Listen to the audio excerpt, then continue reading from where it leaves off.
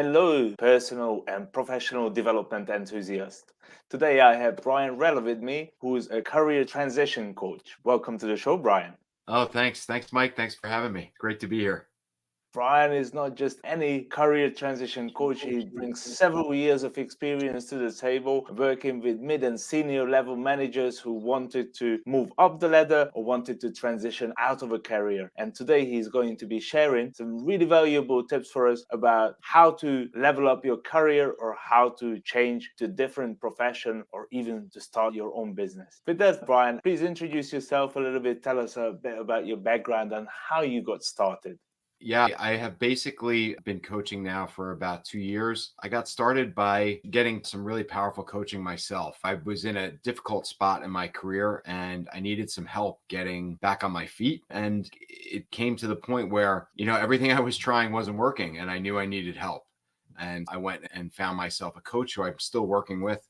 Amazing guy. And then at some point during my career, I wanted to give back. Essentially, I have been helped so greatly and immensely, and the impact was so empowering that I wanted to try and deliver that for other people. I wanted to see if I could recreate that exact experience for other people. And so I started doing it for free with some people that I was working with and some other people that were friends of mine. And then that led to a business, and it's been going really well. I've helped people from the public sector transfer into the private sector. I've helped people level up their incomes and titles. It's been a really rewarding experience, and it's something that I look forward to continue doing. Sounds like you're making a lot of positive impact. When you changed your career and when you went through this transition, did you go from one profession to a similar profession or something completely different? So I stayed in the same industry. I currently work in finance as well as do the coaching. And I stayed in finance. I love working in global markets. It's just something that I realized in college. When I was going to university, we visited the New York Stock Exchange floor, and that's where I knew where I wanted to be. But Uh, the particular role for me was off. So I was in IT and just constantly feeling frustrated and stressed. My experience was really finding the things that I enjoyed doing and then transitioning them into more of a business leadership role. And since that time, I've been enjoying work much better. There have been knock on effects. A lot of it is mindset related as well as the actual tangible functions that we perform. But the mindset aspect also seems to seep into everything else in life. So, as a byproduct of working on my career, my relationship with my kids got better. My relationship with my wife got better. My overall health and wellness, mentally, physically, spiritually, got better. It just reinforces the fact that we're a complete whole person and you can't really focus on just one area. It's really focusing on the whole of you. And so by working on my career, I had these other powerful benefits as well. Yeah, I fully agree with you. As I interview several coaches, I also find that it's difficult to dissect a person or like a problem and focus on just one area because it's usually impacted by other areas and vice Mm. versa. It's like a holistic thing, the coaching. And even if somebody's career changes, just like yours did, it will have an impact on their personal life and obviously on their family and environment as well. Yeah, it can be counterintuitive, but if you think about it, if you're unhappy in your work, most times we spend a third of our lives working. So if you're unhappy in your work, you're bringing that home with you because you're spending so much time being unhappy. The odds are you're going to bring some of that unhappiness home with you. So by making a change in one area, you really impact all areas of your life. So, what are the typical challenges when somebody is looking to change career, let's say from IT to a more human focused role, or vice versa, let's say from a customer facing or management role going to IT? Yeah. So first, people don't recognize what's transferable and what's not. I think a lot of times people are very much in the weeds in their role and they really can't see outside of their immediate purview. So they are been doing the same thing over and over again, and you're unable to see the things outside of your immediate role and responsibilities. So one of the things we work on first is really identifying other areas of interest outside of what you're currently doing. And then we start working on, well, what skills are you using that you're really enjoying and that you're really finding more meaning from than some of the other things? What do you want to leave behind? What do you never want to use again? And taking it, starting at that place, really making the distinction between what you want and what you don't want, and then identifying those areas which you can transfer. A A lot of people don't recognize the power that they have in the skills that they're using on a day-to-day basis, because those skills are used in one particular area over and over again. And what I try and open their eyes to is that these skills are transferable. You can take them from applying them in this one area and apply them in another area and have a similar impact. So when we talk about these career changes and transitions, is it possible to change career after 40? Absolutely. I think I've changed careers 3 times. I think you can change careers without sacrificing income or title. It depends on really how fast you want to go. I don't think you can make the jump from associate to CEO unless you're starting your own company. But there is a progression that you can make. And I actually believe that if you think about it logically, as we go through life, when we start off in our careers in our, say, our early 20s, there are things that are very interesting and appealing to us. But just as with the rest of life, as you gain more experience and knowledge and you start to expand your horizons a bit, your interests and values evolve and change. And so it's only natural that what you wanted to do when you were in your 20s is different than what you want to do when you're in your 40s. I think a lot of people recognize that pull towards something new, but they are stuck in their old ways. And it's difficult to break free of those things that you've been doing over and over again. And so one of the things that we first work on is really around changing that mindset to I can't do it to I can do it, because ultimately no one's going to do it for you. You have to take accountability. And if you really want to make those changes, there's certainly a process and strategy to do that, but you have to believe it first. You have to know in your heart of hearts that, hey, I'm done in this particular area of my life. I've done all I can do here. I've made the impact that I want to make here. And now I want to take it to a new level in a new direction. And once you have that mindset and you have that belief, then you can begin to shift. And it's actually that mindset and belief change, that pattern that you're disrupting. That's the hardest part, because most people can't see past that. And then the strategy itself and actually the steps to take are pretty mechanical. And once you have a good understanding of where you want to be, it's just a matter of taking the steps to get there. And that's what I help with. I lay out the plan as well. That's also pretty scary if you're like 40 and you've been working in a mid-level management job for the past 10 years and there is nowhere to advance. Maybe there is no opening in the senior management position and you're stuck in that level and you really want to make a change, whether you want to level up or whether you want to do something different. This is what you have been doing for the last 10 years, and to venture into something new, it's scary, right? It must be difficult. How do people get through this? Yeah, it can be scary, but what I always ask is what's scarier, staying where you are now or trying something new? A lot of times, staying where you are now is scarier. If you project forward and think about yourself in the same position, doing the same things for the next, I don't know, 10, 20 years, how does that make you feel? Does it make you feel good and make you feel like you're doing meaningful work and you're enjoying life to the fullest? And if it's not making you feel those things, how is it making you feel? A lot of times I feel like we get to a point in our career, we get this pit in our stomach where Sunday night rolls around and you're waking up to the fact that you have to go to work the next morning and your work week is going to start. And again, if you're spending 40, 50, 60 hours doing something that you don't want, I think that's scarier to do until you're for the next 25 years, until you're 65 plus. I think that's scarier than actually taking a risk and betting on yourself and taking that chance to learn something new and really expand your horizons and reach out and try something that might be a little bit uncomfortable at first. But when you first started in your career in your 20s, you didn't know anything either. You knew the textbook stuff, but you didn't really know the mechanics of doing the job. And you were able to learn that. In your 40s, you have more experience. You've gained a whole bunch of knowledge up until that point. And so getting over that mental hurdle of I can't do it is really, once you get over that, you open the floodgates. And that's when people really start to gain traction in their transition. It's really powerful to watch. It's very interesting you say that. And I think after a certain age, people become more risk averse because they have accomplished something and they want to hold on to what they accomplished. They don't want to lose it. And often when you make a change, whatever kind of changes, there is a dip before it goes up and goes over the previous peak, right? So people don't want to get into that dip. That's what they're afraid of, because they don't see the bottom and they don't know how long it will take them to overtake. So is there a way for people who are changing the career to transition into something higher, better paid, or something at least on the same level without going into that dip?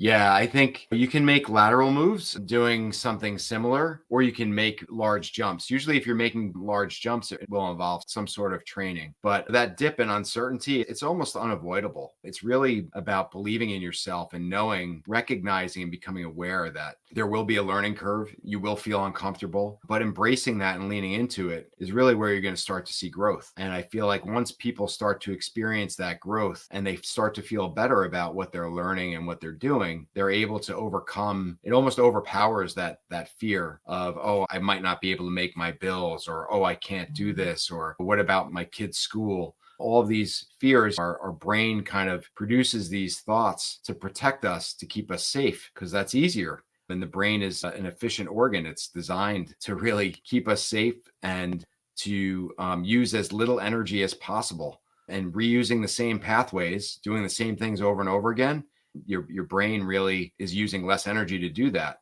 I think you get this level of excitement though when you start really building up skills in a new area, and then your knowledge starts to grow and you overcome that fear really quickly. So it's a bit of challenging and confronting those fears with little steps, taking small steps towards a larger goal, and always having that larger goal in the background that you're heading to, but like waypoints on a map, right? You're making your lefts and rights, getting to the same destination at the end. And it may take some time to get there. And it's definitely not going to be a straight line, but you will get there eventually.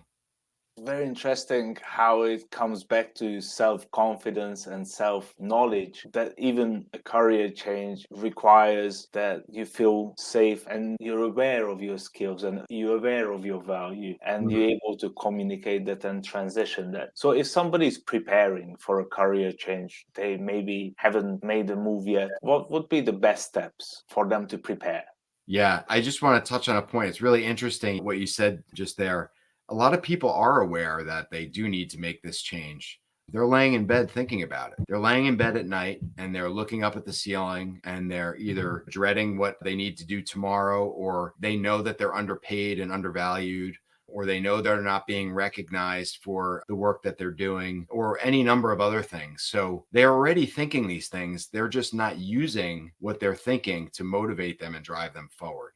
And I think that's where I come in, and I generally start helping the people pay attention to those really signposts. The things that you're laying in bed thinking about that are keeping you up at night, those are signposts. They're pointing you in the direction. And it's really having the, like you said, confidence to take that first step. And the first step is not applying for jobs, or even worse, quitting your current job. The first step is really exploration and excavation.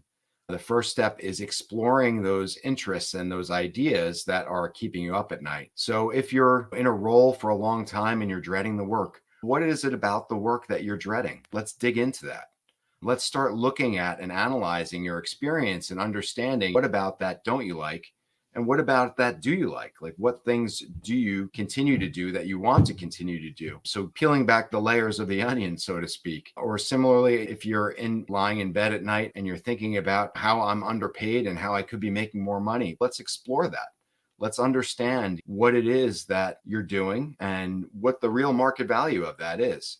And I think as people dig into these areas and really start peeling back the layers, they quickly recognize that, oh, I can do this. I really have the ability to do this. And then it's just pushing them over the edge, getting them to go past the point of no return, where they take that first initial step. And usually these little steps that we take of exploring what life might look like in a new role, or uncovering the skills that we really want to continue to use and the skills that we want to leave behind, that kind of builds its own momentum and carries you forward. So it's starting with the small things first. And then before you know it, you look back and you're like, wow, look at how far I've come. And that's that light bulb moment is what I really enjoy. Wow, you just blew my mind with that. I realize how many people are unhappy in their current jobs and they've been doing the same thing over and over again. And they compromise with Mm. themselves every day because of security, because they think if I keep doing this, it gives me security and I don't want to give up my security. So they rather suppress these feelings. And if anyone listening is in this situation right now, I strongly encourage you to reach out to Brian and have a conversation with him about this, because as you have heard, there is much to explore there and you do have opportunities, and that's so liberating just to know that there are options. You don't need to be stuck in that place. That's amazing. You really nailed it, Mike. Yeah, it is a compromise. We make these compromises. We sacrifice what we think is safety and security and stability for what could be a really powerful, invigorating, meaningful, impactful future. And we just need to take the time to look at it in that way, instead of looking at it as, oh, if I do explore this, I'm risking everything. Looking at it, flipping that on its head and saying, if I don't explore this, what am I losing out on? What am I going to miss out on? If I don't explore this, what am I sacrificing? And it's really looking at things through that new lens that it is, as you described, liberating. It really is. I love that moment when people that I'm working with recognize that. So, what are the people that you're working with typically coming to you for? What are their typical problems? Yeah, generally people are coming to me because they're unhappy with a particular aspect of their work. My very first client was in the public sector. It was far too bureaucratic, far too stifling, too many rules and regulations. She was buried in policy and government regulation, and she wasn't feeling satisfied with the work that she was doing. What she really wanted to be doing, as we dug through things, was helping people. She wanted to be helping people through conflict that were really trying to solve problem organizationally, set up support systems organizationally so that employees and employers could work better together and get the support that they need for various aspects throughout their career and tenure at the company. So we quickly realized that she was right for HR, and she transitioned from the public sector into a director of HR role. That's a typical one where you're finding the work is not what you thought it would be. I'm sure when she graduated law school, she wasn't anticipating being buried in government regulation and policy. And so looking at that and saying, again, are my options, and really figuring it out from there. Other people, the work has just gotten stale. They've made an impact and they're happy with what they were doing, but there's this kind of yearning to do more. They want to really reach for something big that they're not able to in their current role. One of my clients that I was working with was in sales for a long time and recognized that, hey, he actually had an idea to solve a problem and became an entrepreneur. So he started his own company and brought a friend in and started building this solution for sales that he's now developing and bringing to market. And other people, some people are made redundant or laid off. Those are the worst situations, right? Hopefully I'm able to help them get back on their feet quickly. Any number of reasons can drive a person to want this type of change. The main thing is that when you get that feeling that it's time for something new, to really take action and not sit there and think about it. It's almost, don't wait for something to happen or nothing to happen. Make something happen. You really need to take ownership and dive right in and take that action. So once people recognize that there is an opportunity for change, it is possible, and they do decide to commit to it, make the first step, what happens next?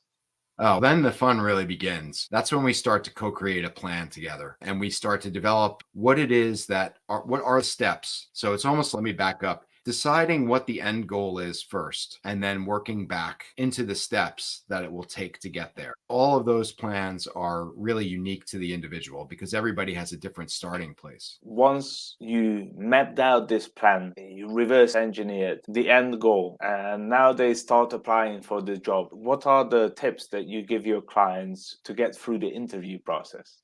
Oh, yeah. Before the interview process, there's a lot of research and informal interviewing. So I always encourage people when they start to get this interest in a particular industry or a new role, talk to people that are already in that industry or role. That's the best way you're going to learn if what you're feeling and what you're sensing about this particular change is going to be right for you.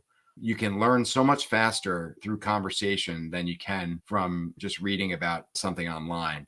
So I always encourage that first. There is a full, when it comes time to actually interview, we go through a whole series of preparation. Everything from researching the company, doing things like reading about the leadership team, reading earnings reports, really trying to understand the mission and direction that the company is heading.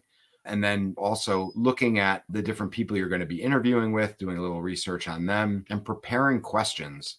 I think in the interview process, where a lot of people could improve is by really preparing really good questions ahead of time, by looking at by doing all this research and having some initial conversations, getting to some idea of what the problem is that the company is looking to solve, and getting really clear if this is a problem that you want to work with them on. And then your questions are centered around that, really diving deep and creating a partnership with the interviewers during the interview itself, where you're talking about the different aspects of the problem and then starting to talk about some solutions that might be applicable. And that's where I think the relationship between the hiring manager and the candidate really begins, from that first moment of the interview. That's where you're starting to partner. And that's really what, at the levels that we're talking about in these senior manager, executive leadership roles, that's really what companies are looking for. They're looking for a leader who's going to come in and partner with them to deliver on a specific agenda. So that's important. And then we go all the way through. We'll do some mock interviews. We'll go all the way through to negotiations. Let me stop you there. Let me Oh, stop you sure. there. Before that happens, you touched on a point vaguely that I'm very curious about. So Sure. people who's been in a job, say 10 years, they used to a certain way of working and they used to a certain kind of company culture that accommodated them for so long. Now they're moving into different company culture, different way of doing things. So how can they possibly know that they be the right fit for the company culture without actually spending time inside behind the curtains? The truth is you can't really until you work there, but you can minimize the risk of you stepping into a culture that, you really don't enjoy and that won't support you, that you won't thrive in. And you do that through your questions. You want to really talk through different scenarios with the person you're speaking with and understand how they look at challenges to the company, how they talk about things in the company. Are they talking about people as resources, or are they talking about people as teammates? Are they overwhelmed by the challenges that they're facing? Or are they looking at them as opportunities where you both or the team can come in and solve the problems? It's a combination of probing questions about what the problem that they're trying to solve is, as well as some behavioral type questions. And then also you have to be a good active listener. Pay attention to body language. The important thing to remember is on these interviews, everybody's on their best behavior. So you're not going to really get the full spectrum of different types of behaviors that you might experience when you're in a work setting and you're under pressure to deliver and time is tight and you have several other things going on in the background. It's important to actively listen and pay attention to facial expressions, body language, words that are being said, the content as much as the tone. All of these aspects are important. So you really got to be a good listener and a good questioner. So it's inquire and engage at a different level. And we go through a lot of that in the mock interview settings. It's important to practice that. It's a skill. Reading people's behaviors and understanding, what might be going on behind their eyes it's a skill that you need to master. And the only way to do that is through practice. So, what would you advise people who are considering changing careers? Should they go for many interviews or should they focus on one specific role that would be really ideal for them?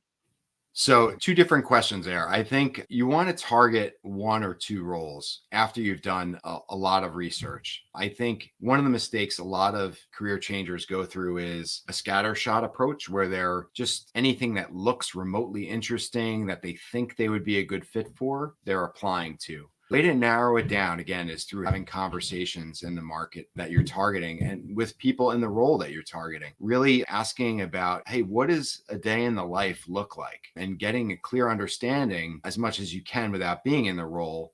That ensures that the steps you're taking are the right ones and in the right direction, and gives you a better sense of, am I going to land, when I do land here, am I going to be happy? It's really, again, it's difficult to do if not in the roles. You have to explore these things through conversation. The interview process itself should be relatively straightforward. I think a red flag for me is when companies are taking 7 months and 10 rounds of interviews to hire a candidate. To me, that's a very unfocused company. They're not really sure, in my mind, at least, what they want, and their processes are over engineered or just very inefficient. The best roles and how I've hired in my past, the best roles that I've interviewed for and how I've hired in my past, is really 2 or 3 rounds at most. And I like the panel Wow. views. Yeah, because you can get a good sense of people quickly through conversation. It's interesting you say that. I've recently spoken to a HR manager, a recruiter at a really fast-going tech company, Mm. and she told me that they have 6 rounds of interviews to ensure that the person is the right cultural and skills fit for their company. Because the pace things are happening inside the company, they just really cannot afford like these cultural conflicts or whatever internally. So they screen the interviews very thoroughly through Yeah. 6 interviews and exercises, simulation stuff. So I think the number of people, that's pretty standard. I think 6 to 8 is generally, but I like to do it in a panel setting. If you think about it, you don't ever operate in isolation with your team, right? You're always operating as a team across teams. So one of the ways I solve the efficiency problem and reduce the number of interviews needed and come to a conclusion faster about a candidate is to set up panels. I think in a panel setting, you really get a better back and forth between stakeholders that are not only in the immediate team, but also can be in teams that work directly or indirectly with the team the person is joining. You can get different angles to the same problem. Again, my advice to that company, if they wanted to speed things up and hire quicker, start combining some of those interviews. I think putting 2 or 3 people in a room and for an hour and a half with a candidate, you can get the same amount of information and comfort about a particular candidate than scheduling 30 or 45 minutes, maybe an hour, 6 times in a row. That's just my personal opinion, but hey, if it's working for them, great. Do you actually consult companies about hiring and recruiting as well? Do the reverse of the career change for companies? Yeah, no, it's something I've thought about. It's not something I'm doing now, but I do talk to a lot of people in HR. And obviously, I've hired it for dozens of roles in my past. I think the problem with lengthy interview process is multifold, but one of the dimensions that's really challenging is the time. Like as a hiring manager, making a hire and making time to interview candidates is hard. You're still doing your day job. It's really difficult and challenging to find multiple slots in your day to meet with people and have these conversations. So one of the things that I recognized quickly was how can I make this more efficient? And that's really combining people into a room and having more than one stakeholder from the company involved in a single round.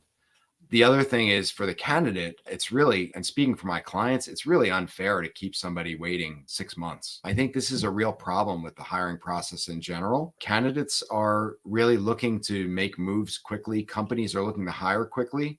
So we need to look at these different processes within the overall hiring process and look with an eye of how can we make them faster and more efficient. To have a candidate interview and then wait several weeks before they hear back on whether they're going to the next round, the risk for the company is you lose that candidate. And the risk for the employee is you're not getting paid, or maybe you're stuck in the same role for however long that timeline is. There are definitely opportunities to improve here. If people start looking at these a little bit more closely, you can definitely see areas where it can quickly increase the pace of hiring, and it will reduce stress on both the candidate's part and the employer's part as well.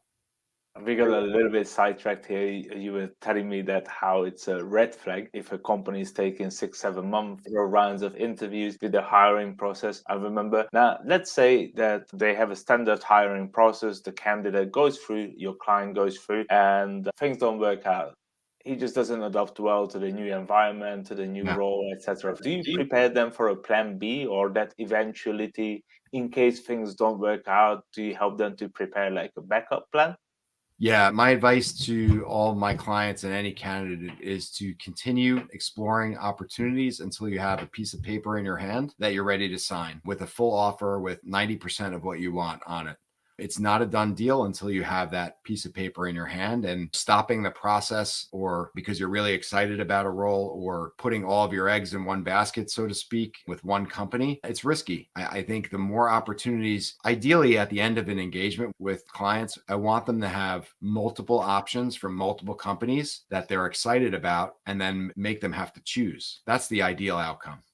I meant like after the probation period. Generally speaking, when companies hire, there is a probation period, right? And if during the probation period it comes out that there is a mismatch or it's not what your candidate expected, do you prepare them for that eventuality or do you help them to create a backup?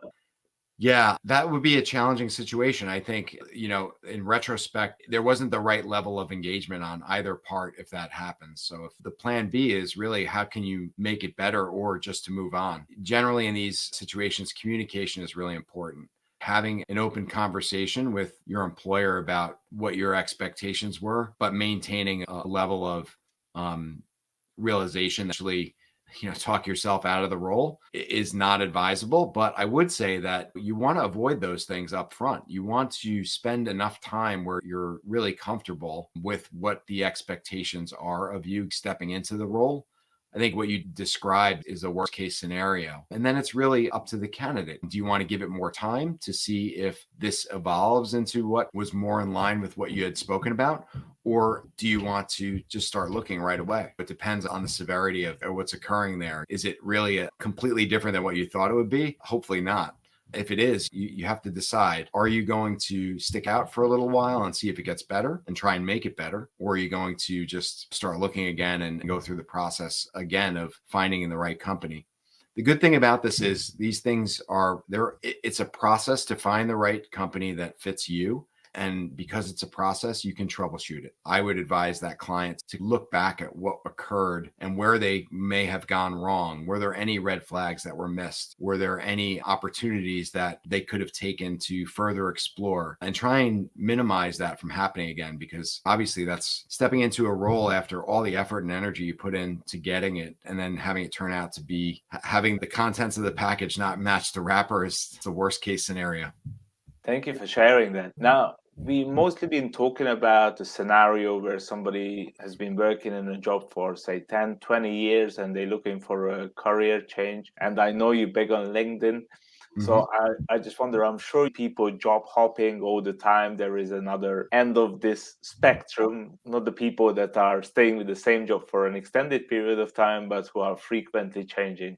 What would be a message to those people who are job hopping and frequently changing careers? A lot of people feel like they can only advance in their income and title if they job hop. It's a problem. It's more common these days, but ultimately the days where you were with the same company for your entire career are over. So it's really a question of why are you job hopping? I would dig into that. Are you just not finding the satisfaction that you are desiring in these companies? Or is it you feel that the only way for you to advance is to make jumps to other companies? Like, I think digging beneath the surface as to why you're job hopping is important because ultimately the average tenure of people in a company is shrinking. You miss some benefits by staying with a certain group of people for a lengthy amount of time. There's definitely more to learn, and there's relationships that you can build as well by staying with a particular company for a while. So, what is the real reason that you're job hopping? Come to that root cause and you'll probably hop less. It would be my thinking there. That's fantastic, Brian. And if anybody wants to work with you, where can they reach you? Oh, great. Yes, I'm very active on LinkedIn. That would be the easiest way to get in touch with me. I'm on there every day. You can just send me a direct message on my LinkedIn profile. And yeah, I'm always open to chat. I love talking about this. This is definitely my passion. So if I can help, definitely please reach out.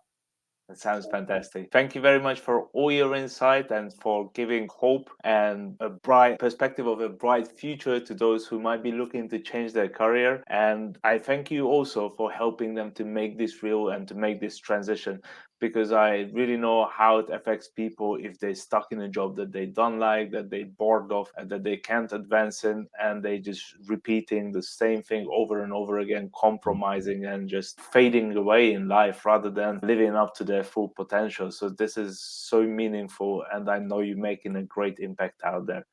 Thanks for joining us today. And if you enjoyed this conversation, please subscribe to our channel and follow us for more valuable content about coaching, personal and professional development. Thank you. Until the next time. Thanks, Bye-bye. Mike.